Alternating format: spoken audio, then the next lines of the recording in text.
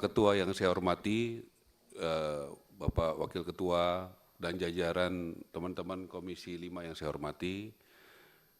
Assalamualaikum warahmatullahi wabarakatuh.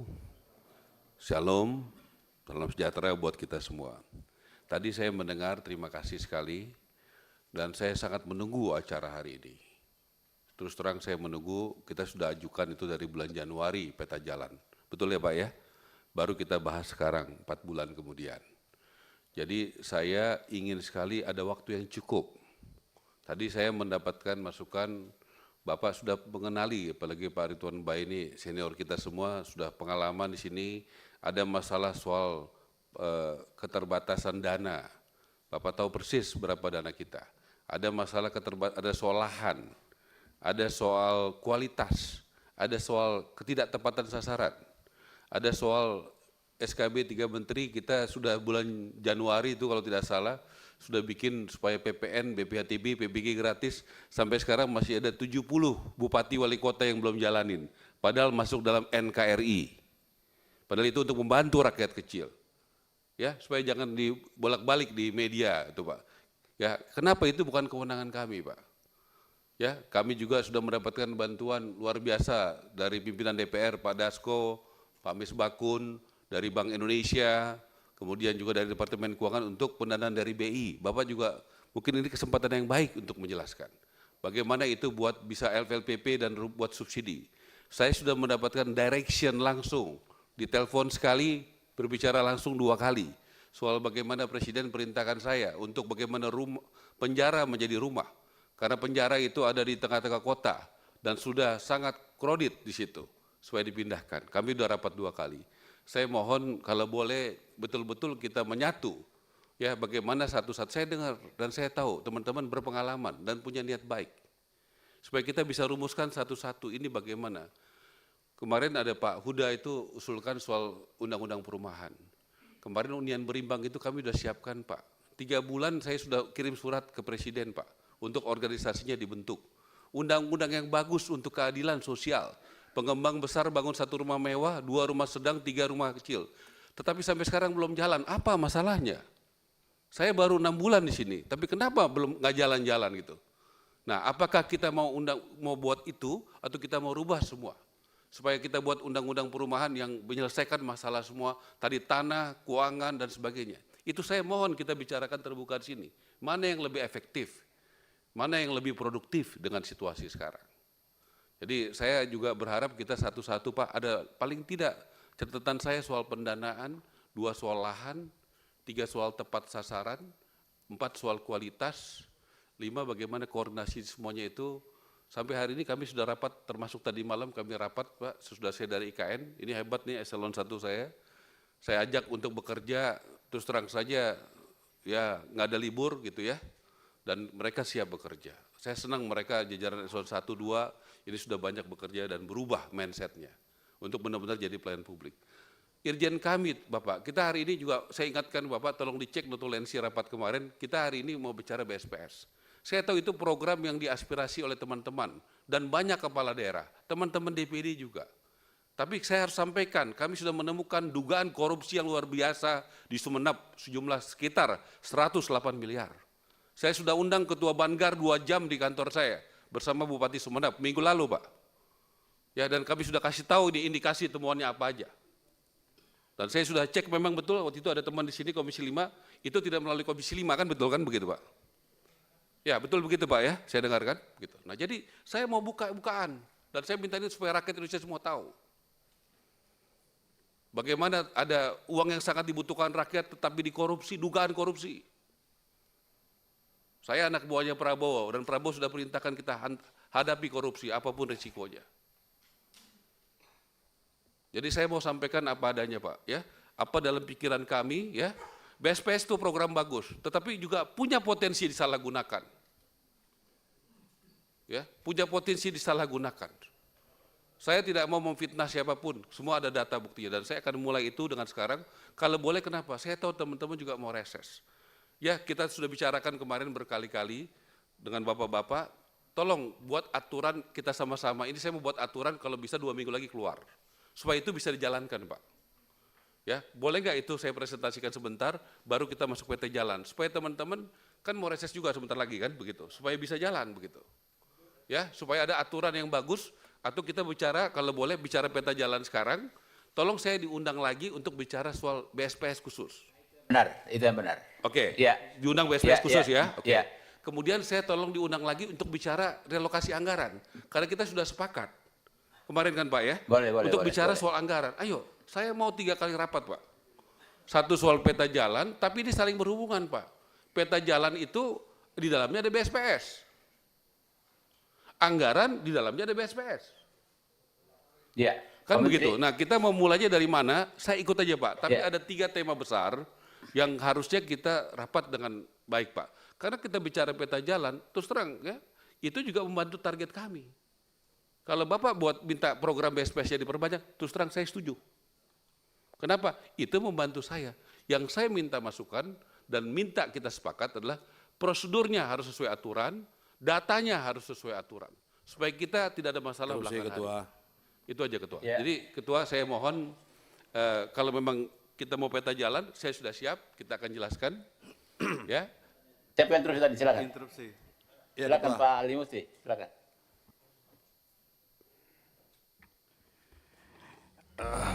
Terima kasih. Assalamualaikum warahmatullahi wabarakatuh. Yang saya hormati pimpinan dan seluruh anggota Komisi 5, Pak Menteri dan seluruh jajarannya. Saya bernafas panjang mendengar penjelasan Pak Menteri tentang BSPS ada problem. Saya coba memberikan reasoning Pak Menteri. Kali begini Pak Ali, maaf. Kita ada pilihan tadi ada 3, Iya. ada 3 rapat tadi yang ditawarkan oleh Pak Menteri. Apakah kita bicara 3 juta rumah dulu, kemudian kita bicara ke apa BSPS, kemudian kita bicara keuangan. BSPS Itulah dulu, kita Pak. bicarakan Pak. BSPS dulu Pak. Agenda kita hari ini bicara Interupsi 3 juta pimpinan. rumah Pak. Oh, Iya. kita Izin pimpinan. Ya Pak Ali ya. Jadi mengerti Pak Ali ya. Oke. Hari ini agenda kita adalah bicara persoalan 3 juta rumah. Silakan Pak. Izin, Ketua. Ya, silakan Pak Januar. Iya, kita fokus hari ini kita bicara peta jalan karena ini akan menjadi guidance kita. BSPS itu bagian kecil saja dari peta jalan kok. Cuma 83.000. Sementara ini 3 juta loh. 38.000 sorry. 38.000 cuman kan dibandingkan dengan 3 juta yang harus kita tempuh. Intinya gitu. sepakat bahwa 3 juta rumah dulu Iya, dibicarakan kita ya. tuntaskan dulu 3 juta Iya. ini kayak apa gitu loh. Baik, Terima Pak kasih Danang. Ketua. Pak Danang, silakan. Idem. Sama? Ya. Sama ya? Kita mulai 3 juta ya, Pak Ali ya? Setuju ya? Baik, Lanjut, kami Ketua, persilakan lanjut. Pak Menteri, mulai 3 juta rumah. Terima kasih Pak Ketua. Saya mohon juga dijadwalkan soal 2 tadi Pak ya. Soal walaupun tadi saya sampaikan ada relasinya. Ya, jadi ini kan kita bicara peta jalan yang masih dinamis. Contoh, kalau kita sepakat anggarannya misalnya ada relokasi, contoh soal rumah susun misalnya itu dijadikan BSPS. Berarti itu akan merubah peta jalan. Sepakat Pak Menteri, kita sepakat bahwa Ya. 3 juta rumah hari ini berikutnya kita jadwalkan 2 agenda tadi Pak. 2 agenda Ya, tadi Pak. ya. Jadi supaya berhubungan. Pak Menteri. Baik, Lanjut, sudah paham Pak lanjut, Menteri, sudah pimpinan. paham. Bisa tuntas gitu ya Pak ya? Ya, bisa. Ah. Baik Pak. Silakan disampaikan peta jalannya.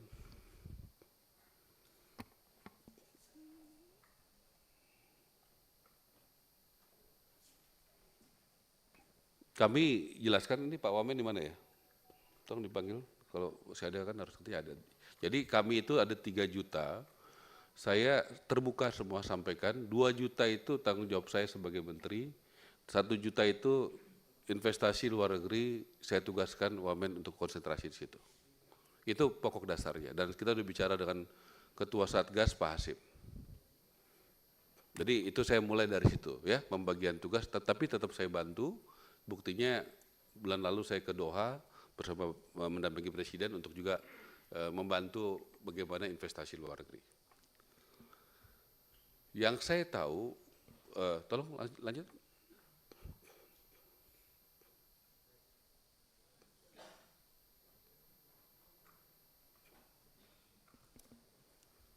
Ayo dong Pak Fitra. Ya, terima kasih. Jadi saya rasa teman-teman sudah bisa baca dan saya yakin sudah baca.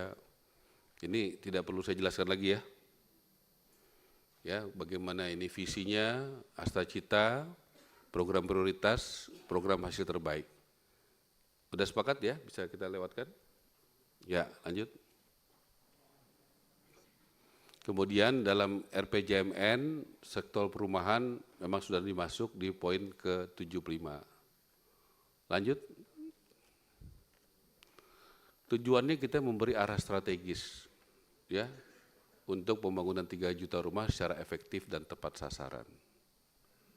Kemudian keterpaduan program lintas sektor dan berpihak kepada masyarakat berpenghasilan rendah. Kemudian menjadikan acuan bersama bagi pemangku kepentingan merumuskan kebijakan program, anggaran guna mendukung percepatan pembangunan perumahan. Lanjut. Ini dasar hukumnya. Ya, lanjut. Ini saya rasa kita juga sudah paham bersama bahwa 9,9, saya lagi meminta kepada BPS Pak, supaya diupdate data 2025. Karena ini data 2023. Dan memang disepakati dalam rapat kabinet bahwa sumber data di pemerintahan Presiden Prabowo hanya satu, yaitu dari BPS, dengan supervisi dari Bappedas. Jadi kami masih menunggu untuk datanya, karena yang bisa mengeluarkan data bukan kami, tetapi dari BPS. Ya, dan saya juga sudah sampaikan pada Bapak Pimpinan, kalau boleh ada rapat dengan BPS untuk termasuk nanti data untuk program, nanti kita bahas saja yang soal BSPS tadi dan program lainnya. Lanjut. Identifikasi masalah. Masalahnya, terus terang saya to the point, masalahnya adalah SDM. SDM yang ada di mana? Ada di kami. Kalau masalahnya yang paling penting itu Pak. Kemudian skema pembiayaan masih terbatas. Ya, belum terkonsolidasi lahan-lahan dan perumahan secara optimal. Ya. Nah, ini saya langsung aja Pak ya, bagaimana SDM-nya kami berusaha sedapat mungkin seperti eselon 1 kami dari 8, 7 dari luar. Pak Dik dari Kementerian Keuangan, kemudian Pak Fitra dari dalam, Pak Irjen dari Kejaksaan Agung, kemudian Ibu Dirjen Kota dari DKI, kemudian staf ahli Pak Tas dari Kementerian Lingkungan Hidup, Pak Imran dari Depdagri, kemudian Pak Ajis dari Kepolisian, dan Pak Budi eselon 1 dari Bank BTN. Karena BTN paling banyak, misalnya contoh rumah targetnya yang sudah disiapkan dari 350.000 Pak tahun ini, 250.000 itu dari BTN Pak, sisanya baru yang lain. Masih ditemukan kualitas rumah dan kawasan pemukiman yang kurang baik. Nah, kemudian juga sasaran bantuan yang belum sepenuhnya tepat sasaran, itu dibuktikan dengan temuan Sekjen Irjen kami Pak, sangat tidak tepat sasaran. Regulasi bidang perumahan yang masih tumpang tindih. Ya, contoh saja Pak, misalnya kita berharap bisa 3 juta rumah, tapi ada undang-undang yang boleh untuk mengurus soal perumahan itu adalah hanya di nasional, belum sampai di provinsi, kabupaten, kota. Itu undang-undang nomor berapa? Undang-undang nomor 23. Itu juga bagian yang kami usulkan untuk direvisi Pak. Dalam undang-undang perumahan bahwa pemerintah pusat, kabupaten, kota, dan provinsi itu punya kewajiban dan kewenangan untuk bisa mengurus perumahan. Di sini sekarang dalam undang-undang itu masih dalam kewenangan pusat. Perlindungan konsumen Pak. Perlindungan konsumen langsung saya sampaikan Pak. Laporan tentang konsumen dari YLKI, yaitu Yayasan Lembaga Konsumen Indonesia, dan dari Badan Konsumen Negara, 10 tahun terakhir ini berdasarkan laporan dari dua institusi itu, yang satu negara, yang satu masyarakat, paling banyak konsumen, Pak. Dan yang paling banyak soal mekarta. Makanya puji Tuhan kami sudah mulai menyelesaikan bukan dari masalah yang kecil, tapi masalah yang besar. Dan saya laporkan dalam kesempatan ini Pak Fitra dan timnya yang menangani, sudah mulai pembayaran Pak ya. Sudah mulai pembayaran, kalau nggak salah itu banyak orang yang sudah lunas tahun 2018 Pak Ketua. Tapi dalam seminggu 2 minggu ini sudah kami panggil Mekarta, sudah mulai ada pembayaran. Karena kami bertemu dengan ratusan orang yang sangat sedih ya dan pahit hidupnya karena sudah bayar lunas tetapi tidak dapat rumahnya. Itu paling besar adalah soal Mekarta. Kemudian penegakan hukum yang tidak konsisten dan kurang efektif. Tadi saya sudah sampaikan bahwa kami Irjen kami dari Kejaksaan Agung, inspektorat kami dari KPK, dari Kepolisian dan BPKP. Tidak ada yang dari dalam Pak Ketua. Supaya apa? Saya feeling aja begitu saya jadi menteri, saya melihat ini banyak masalah di sini. Dan terbukti keyakinan saya benar dengan apa yang ditemukan oleh Irjen. Dua yang paling besar adalah satu soal di Sumeneb, karena tidak ada satu kabupaten di Indonesia yang BSPS-nya berapa? 108, 109? 109 miliar. Dan temuannya sudah kita presentasikan di depan Pak Said. Dan kenapa Pak Said? Pak Said 4 kali atau 5 kali mewakili Madura dan beliau ketua Banggar. Dan Bupati Sumeneb saya undang, banyak kok medianya, dan apa yang menjadi temuan itu disetujui. Dan setuju juga untuk penegakan hukum. Jadi kami terbuka semua, tidak ada rapat-rapat di tempat kami yang tertutup, semuanya terbuka saja. Nah, saya juga menyampaikan penegakan hukum ini juga, kami juga menemukan satu case yang luar biasa sangat memprihatinkan di NTT di Kupang. Itu saya langsung sampaikan saja Pak ya, konkret dua saja saya sampaikan, soal bagaimana ada 2.100 rumah buat ex-pejuang Timur Timur di Kupang yang dibangun oleh 3 BUMN, ya sudah selesai, belum digunakan dan kondisinya rusak, banyak yang rusak dan sangat memprihatinkan. Dan saya sudah panggil BUMN, wamennya dan BUMN-nya, dan mereka mengakui bahwa itu terjadi. Dan saya sudah serahkan kejaksaan sudah. Sudah dikasih Pak Irjen ke Kejaksaan Tinggi ya? Proses. Ya, Kejaksaan Tinggi NTT. Ini belum dipakai Ketua. Sudah rusak. 2.100 rumah. Ya. Dan saya sudah sampaikan langsung kepada Presiden Prabowo hal-hal yang saya sampaikan tadi. Kenapa? Pak Prabowo pernah ditugaskan membela negara kita di Timur Timur. Jadi saya sampaikan ini apa adanya. Mungkin saya tambah lagi, sasaran penerima bantuan perumahan belum sepenuhnya tepat sasaran. Nanti pada saat BSPS kita bicaralah itu. Intinya di situ kan yang jadi concern teman-teman Komisi 5 adalah BSPS. Concern saya adalah bagaimana saya yakin dengan teman-teman Komisi 5 sama. Nomor 1, semua sesuai aturan hukum dan tata kelola. Yang kedua, tepat sasaran dan berdampak baik bagi masyarakat. Saya yakin Komisi 5 dan kami sama. Kalau kita punya value yang sama dan tujuan yang sama, kita pasti bisa bekerja sama. Kalau luar itu pasti kita nggak bisa kerjasama dengan baik. Saya yakin teman-teman Komisi 5 pasti sama gitu, KPI-nya sama dengan kami. Lanjut. Operator, regulator, fasilitator. Kalau kemampuan pendanaan negara dalam konteks operator, termasuk juga FLPP, kalau dianggap itu operator, padahal itu adalah pembiayaan. Kemampuan kita tidak sampai, berapa Bu? 300.000 sampai? Berapa? Ibu Menteri, Ibu Dirjen, berapa? 269 Pak. Ya. Ya, tidak sampai 270.000. Itulah dari APBN dan dari FLPP.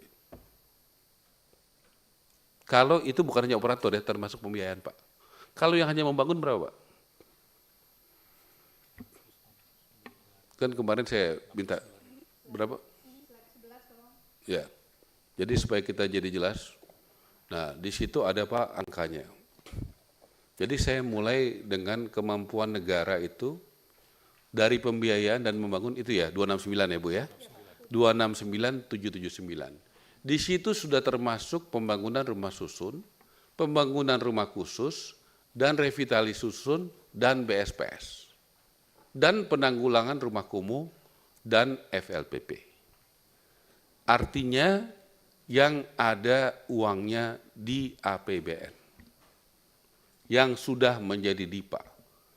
Jadi PR kita, PR saya, PR kita jajaran kami adalah 3 juta kurang 269.779. Dan berkat bantuan teman-teman Komisi 5, saya sampaikan saja, Bapak-Bapak sudah tahu, sudah diumumkan Departemen Keuangan. Contoh satu case saja, dari rumah subsidi, Ibu Menteri Keuangan sudah menyampaikan dari 220.000 menjadi 350.000. Jadi sudah ada penambahan 130.000 dari satu hal, belum lagi dari CSR dan sebagainya. Yang kami sekarang sedang kerjakan, balik lagi ke operator. Ya, ada operator, regulator. Saya sampaikan saja kebetulan kami bekerja keras untuk ini. Ya, operator ini tantangan kami adalah yang dibangun ini berkualitas dan tepat sasaran. Terlalu banyak contoh rumah susun di Aceh, di mana lagi Pak? Di Sumatera Selatan ya, Sumatera Selatan. Terakhir kami ke Jawa Tengah di mana? Di Klaten ya, di Klaten yang tidak digunakan. Saya nggak pakai istilah mantra ya Pak, tapi menurut saya sangat memprihatinkan kondisinya. Di tengah anggaran yang sangat terbatas, ya kami ini baru jadi menteri 7 bulan, jadi kami sudah lihat bagaimana kondisi-kondisi. Jadi kami sangat senang kalau DPR ini mengawasi lebih ketat lagi. Karena kami 7 bulan saja sudah menemukan banyak sekali masalah. Jadi kalau makin diawasi, makin senang kami. Ya, mudah-mudahan kita bisa sama membuat parameter-parameter yang objektif. Sehingga kita bisa mengawasi supaya ke tahun ke depan tidak terjadi lagi hal-hal seperti ini. Kami sangat senang. Karena terus terang kami memerlukan bantuan teman-teman di DPR yang sangat berpengalaman untuk mengawasi proyek-proyek yang dibiayai oleh negara. Supaya ke depan tidak terjadi lagi seperti ini.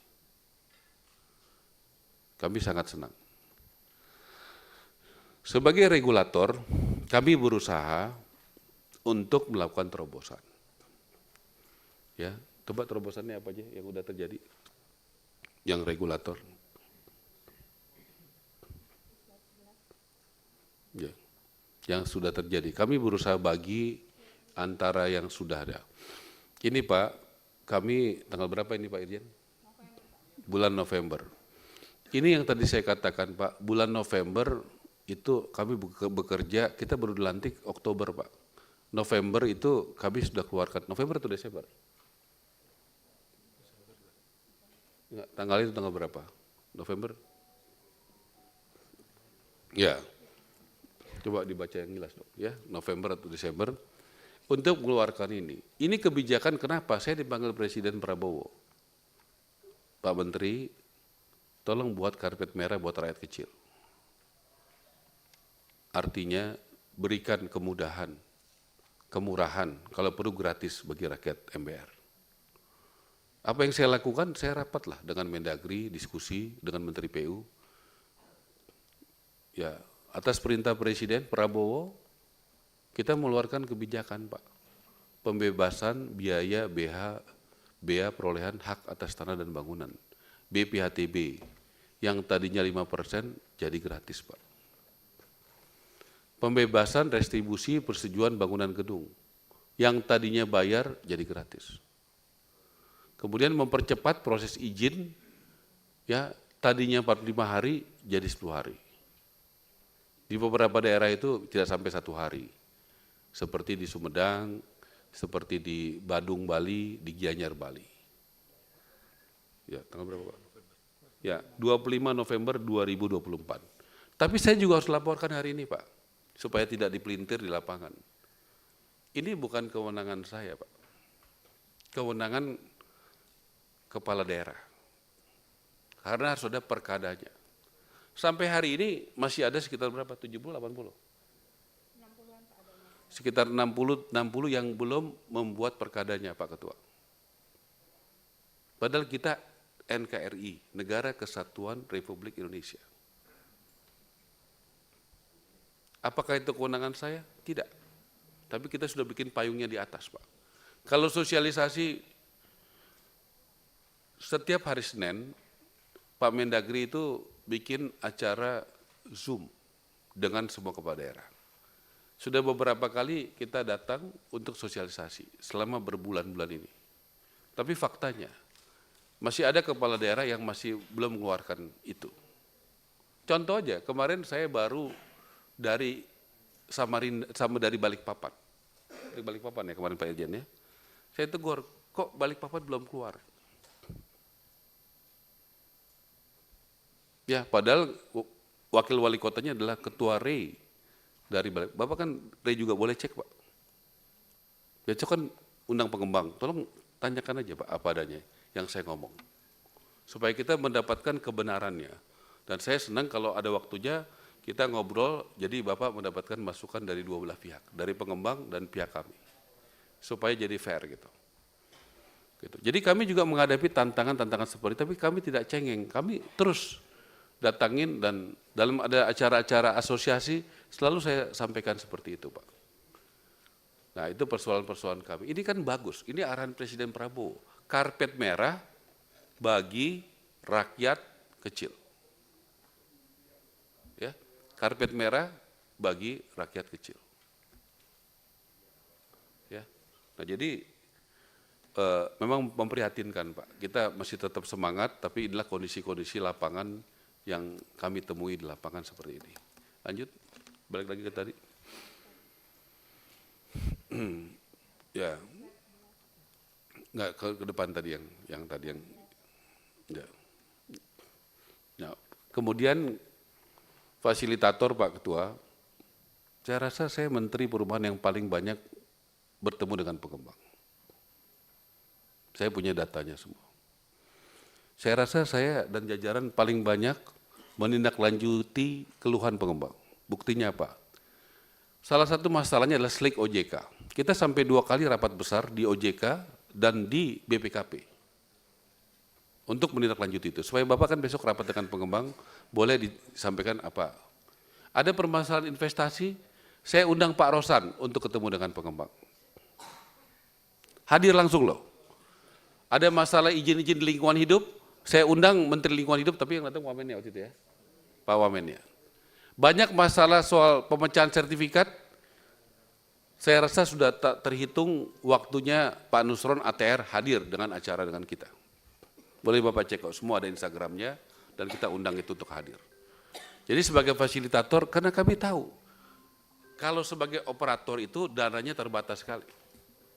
Jadi kami kan tidak bisa, kalau dana terbatas, ya kami buat aturan dong, merelaksasi, membuat market besar. Contoh, coba naikin biar langsung aja Pak, dengan contohnya biar lebih singkat. Coba yang MBR, kriteria MBR yang kita buat 2 minggu lalu. Ya, jadi Bapak, ini juga kadang dipelintir Pak. Kita justru mau membantu Pak. Dulu itu sebelum saya keluarkan kebijakan ini baru bulan lalu saya keluarin, atau awal bulan ini Pak. Itu kriterianya contoh Pak, itu hanya yang lain-lain dan Papua Pak Robert. Kan gitu. Ini kita naikin besar sekali Pak. Dulu kan 7 sama 8 juta ya. Sekarang itu Pak sampai 14 juta Pak. Supaya apa? Saya termasuk orang yang melihat kalau satu bapak, satu istri, 2 anak, 14 juta, menurut kami, dan itu penelitian daripada BPS, termasuk MBR Pak. Kemudian juga dengan begitu Pak, kenapa sekarang kita lihat Pak, misalnya di Bandung, di Jakarta, di mana, itu kan orang rata-rata beli rumahnya kan di luar. Kami juga izin Pak, nanti mudah-mudahan cepat saya akan presentasikan. Kami akan buat, memang konsentrasi saya salah satu yang utama soal adalah rumah subsidi. Kenapa rumah subsidi menurut saya adalah program andalan yang adil bagi rakyat, bagi pengembang, dan juga bagi bank karena NPL-nya rendah. Jadi kami akan membuat model baru yang selama ini tanahnya 60 meter minimal nanti akan 30 meter. Ada yang satu kamar, sekarang hanya 2 kamar dengan desain-desain. Kenapa? Banyak sekali rumah subsidi dipakai oleh buruh, Pak. Kalau dia pakai 2 kamar, itu terlalu mahal buat dia. Nah, dia banyak buruh itu yang single, Pak. Kami sudah ketemu buruh banyak sekali, termasuk kami sudah alokasikan buat buruh, dan kita sudah sampaikan, sudah mulai memberikan kepada buruh kunci, 100 kunci rumah. Jadi kami banyak menemukan situasi yang ya bertahap kami bereskan. Salah satunya ini Pak, boleh Bapak cek besok dengan pengembang, ini sangat membantu melebarkan daripada konsumen dan pengembang untuk bergerak. Nah ini kita akan rubah Pak, minimal saya udah lihat desain-desain yang bagus yang tanahnya tidak sampai 30 meter itu sangat cocok di perkotaan seperti Depok, Bekasi, ya dapilnya Pak Uda, yang tanahnya sudah mahal, ya, tetapi bisa dinaikin ke atas. Jadi kita tentu harus banyak kreativitas Pak dengan situasi seperti sekarang. Lanjut. Ya. Nah, kemudian bagaimana mencapainya? Tolong yang terakhir aja langsung. Yuk, satu halaman terakhir aja. Yang bagaimana yang tadi kita bahas. Nah, berarti upaya lain Pak, itu 2.730.221. Dari mana tambahannya? Ini namanya upaya Pak. Upaya itu kalau Bapak setuju. BSPS bisa nggak kita rubah misalnya rumah susun, kalau selama itu sesuai aturan ya, sesuai dengan tata kelola menjadi rumah susun. FLPP tambahan, kalau ini Pak sudah ada 130.000. Tapi kami mau tambah lagi. Itu saya jelaskan juga Pak, berkat tadi saya sampaikan bantuan Presiden Prabowo, di sini yang sangat membantu kami Pak Dasko dan Pak Misbakun dari Komisi 11. Ya, saya juga ada koordinasikan dengan Pak Said bahwa kita juga ada pembiayaan yang bisa dari kebijakan BI Pak, buat komersial dan itu. Kemudian pembiayaan mikro Pak, ini dari SMF. Kami akan berusaha nge-push SMF ini besar Pak. Ya, tapi ini saya ngomong yang pahit-pahit aja. Dari mana sih tambahannya? Mudah-mudahan karena SMF itu kan bisa membiayai buat renovasi Pak.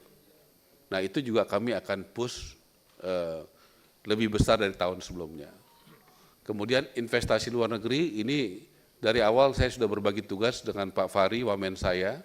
Ya, beliau dibantu oleh tim Satgas, Pak Hasim, untuk konsentrasi fokus. Pak Fahri selama 7 bulan ini udah berapa kali keluar negeri? 8 kali keluar negeri untuk fokus ngurusin investasi luar negeri. Jadi saya minta kita berbagi tugas dari awal, memang tidak mudah Pak. Itu harus fokus ya, saya sampaikan kepada Wamen, fokus dalam investasi luar negeri. Dengan target 1 juta Pak, upaya. Sayang beliau tidak hadir, kalau hadir dia bisa jelaskan upaya-upaya apa yang 8 kali sudah pergi ke luar negeri untuk berjuang untuk mendapatkan itu. Kemudian kalau saya 1 kali dan saya tahu itu tidak mudah Pak. Ya. APBD pembangunan baru. Ya, ini juga kita juga coba dorong. Kemarin kami berbicara ada satu bupati yang sudah menganggarkan Pak, kalau tidak salah Halmahera Tengah. Halmahera Tengah itu bupatinya sudah menjalankan. Makanya kami memerlukan dukungan untuk merevisi undang-undang tadi supaya bupati dan gubernur wali kota boleh juga secara legal karena sekarang mereka takut-takut. Nanti kalau mereka masuk ke perumahan sementara itu tanggung jawab pusat Pak. Makanya saya kemarin udah pikir-pikir apakah bisa nggak kita revisi aja undang-undang perumahan ini supaya juga termasuk ada kewenangan gubernur dan bupati wali kota untuk juga bisa mengurus sektor perumahan Pak. Kita kasih payung hukumnya, ya gitu. Saya nanti minta arahan. Apakah sebaiknya ini yang apa organisasi kita namanya BP3 ya. BP3 itu organisasi untuk mengeksekusi hunian berimbang, Pak. Nah, ini apakah kita jalankan segera? Kantor udah kami siapkan, ya, tim udah kami usulkan ke Seknek ya. Sudah diusulkan ke Seknek? Persetujuan perubahan Perpres 9. Ya, persetujuan Perpres 9-nya. Udah kami kirim, Pak. Kalau Bapak membutuhkan buktinya, kami sudah siapkan. Kami menjalankan kok. Pikiran kita sama. Bahkan kami sebagai pemerintah sudah mengeksekusi, Pak. Cuma apakah itu kita bagus ke sana, Pak Huda, atau bagus kita rubah undang-undangnya, Pak, secara menyeluruh? Saya ikut aja, Pak. Ya, mana ini kan kita hari ini bagaimana sinergi DPR dan Kementerian PKP, mana yang lebih efektif, mana yang lebih produktif. Kalau mau jalan satu-satu atau kita revisi undang-undang baru kita jalankan, saya ikut aja. Ya, supaya kita juga nanti ada, ini bagian peta jalan. Terus terang, revisi undang-undang itu juga bagian dari peta jalan kami, Pak. Karena peta jalan itu juga perlu diatur perundang-undangan. Kalau undang-undang itu nanti mengatur teman-teman menyangkut pembiayaan, lahan, tugas provinsi, bupati, wali kota, itu akan memudahkan kami, Pak. Kalau dalam undang-undang perumahan itu sudah mengakomodir semua itu. Nah, mudah-mudahan nanti kita diskusi satu-satu, Pak, soal apakah undang-undang atau kami jalankan seperti rencana semula, kita bahas topik-topiknya.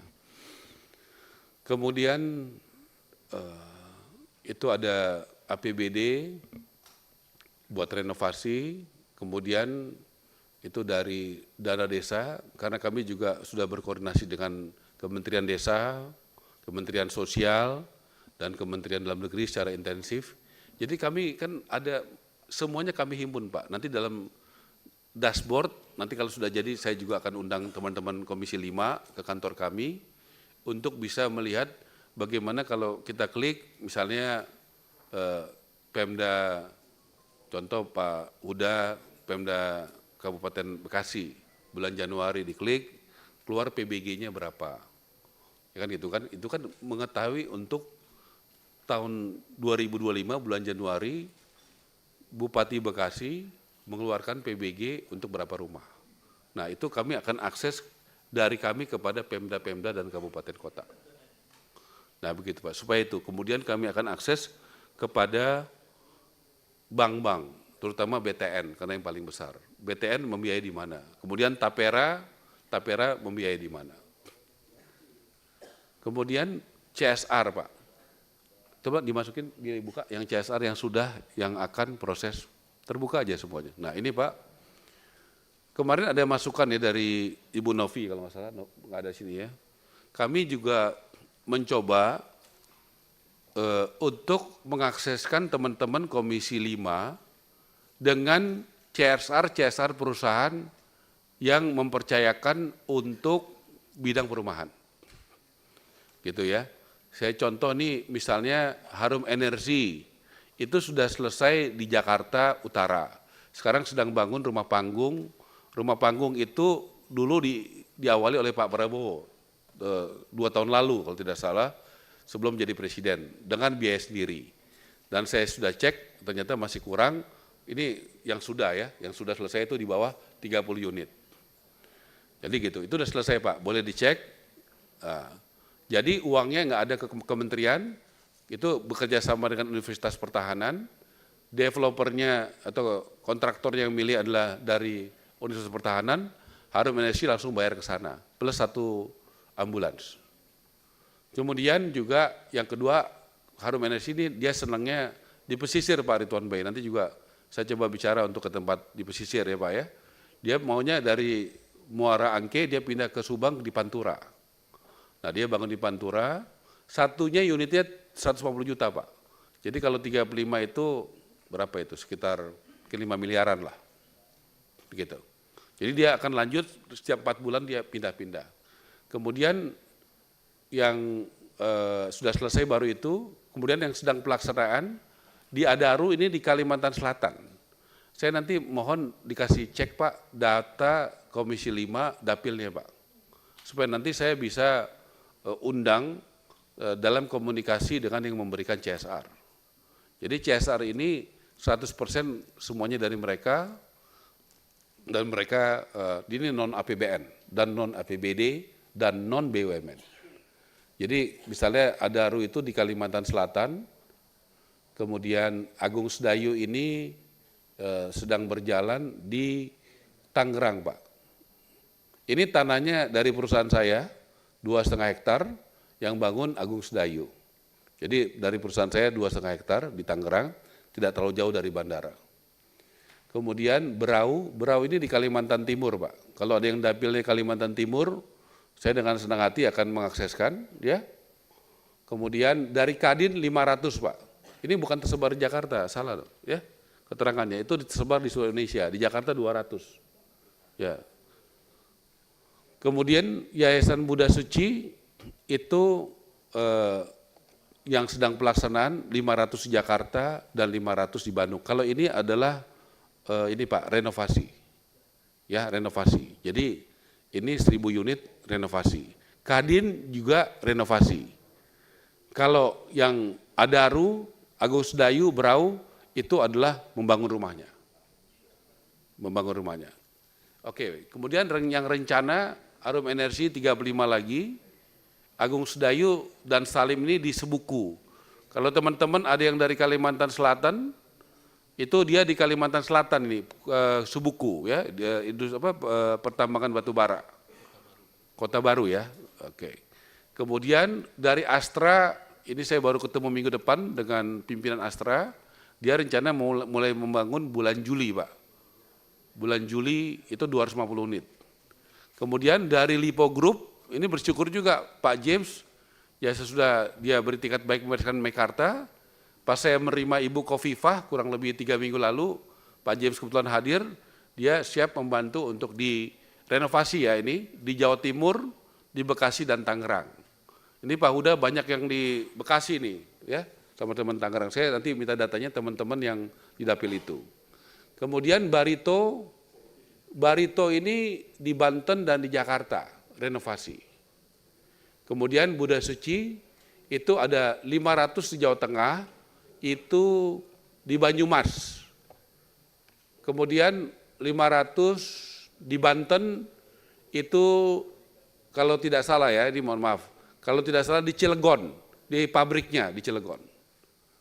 Ya, yang baru rame-rame itu yang di Cilegon itu yang apa soal Kadin itu. Nah, di situ.